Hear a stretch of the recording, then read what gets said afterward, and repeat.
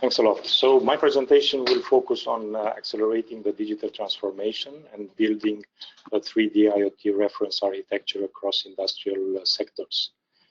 The work is based on what CREATE-IoT, one of the projects in the IoT European large-scale pilots program, have worked in the last years, and I'm the coordinator of the project, and I'm coming from SINTEF, where I'm chief scientist in SINTEF Digital. So I will start first with a kind of introduction in why developing a reference architecture, why we need it, and what are the elements that are very important in the development of IoT and industrial IoT applications, which are considered from now a kind of system of systems developments. So first of all, a reference architecture provides the basis, methodology, and the set of practices and templates that are based on the generalization of the previous solution used, for example, in industrial sectors and in IoT applications. At the same time, offers the possibility to include different views along with functional domains, system properties, functions, the description interfaces, and interaction between these elements and the function located outside the reference architecture.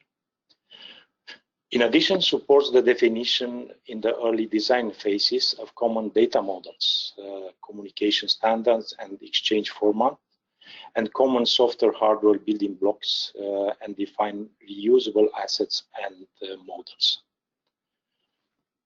The reference architecture allows as well identifying the use of common data knowledge formats as an integration method to avoid every connector interface, and I will show you in some example what I mean.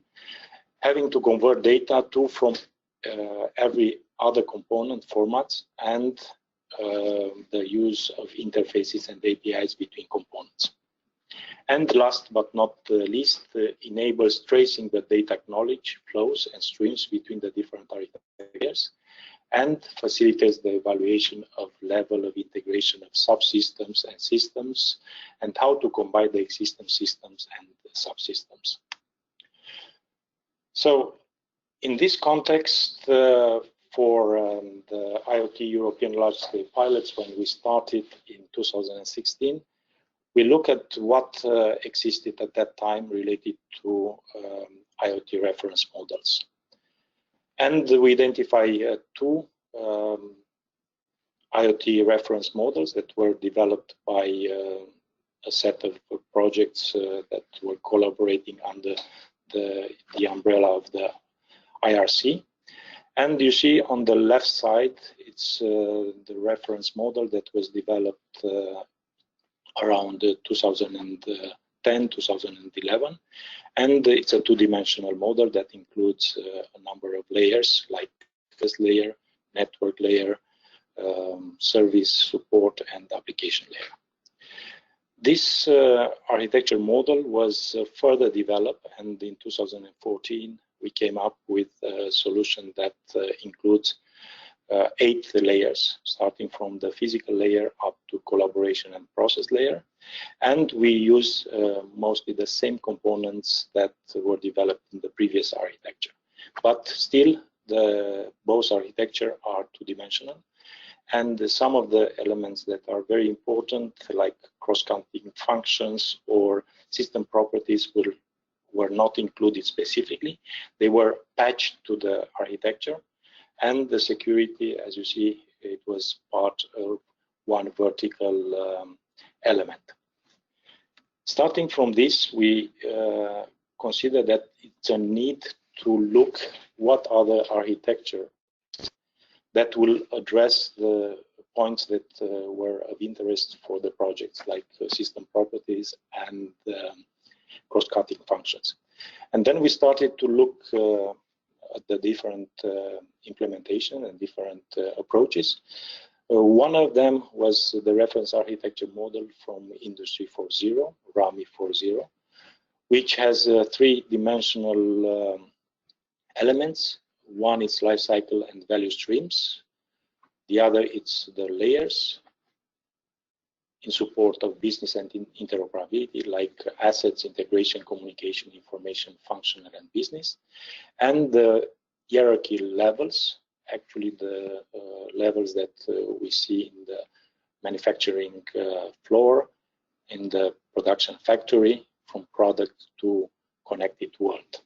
So this was the first model that we analyzed in order to see what elements are of interest and how we can address in the IoT architecture some of these elements. The second reference architecture that we look at was the Industrial Internet Reference Architecture that has the following viewpoints: the business, the usage, the functional, and the implementation. And on the top of functional model dimension, there are a number of interesting elements for us, like system characteristics, that refers to behaviors and property resulting from the interaction of the parts of the systems, and cross-cutting functions that refer to additional functions that need to be provided in order to enable the major system functions for system of system. Connectivity, it's an example of this cross-cutting function. So this was an interesting reference for us, but we didn't stop here. We look further. So another architecture that was interesting in our development that refers to the edge computing was the one presented in this figure that has three views: the concept view that describes the domain models and key concept of edge computing, function view describe the function and design concept of the development, service framework, development and operation framework, and the deployment view that describes the system deployment process and typical deployment scenarios. In addition, the architecture has to consider the typical cross-industry non-functional requirements, including real-time performance, certainty, and reliability. However, this reference model edge computing is not a technical system architecture, but an orientation guide as specified by the authors of the reference model. So the next, this, again, it's very specific to one sector, the smart grid sector, is the smart grid architecture model that addressed three different layers: interoperability, not layers, I would say faces of the cube, interoperability dimension that consists of 5 layers, as we see in the figure: component layer, communication, information, function, and business. Then the domains covers the complete electrical energy conversion chain, and the zones that represent the hierarchical levels of power system management. So as you note, this is very specific to the smart grid sector, but has a number of elements that can be used across different industrial sectors, like interoperability dimensions.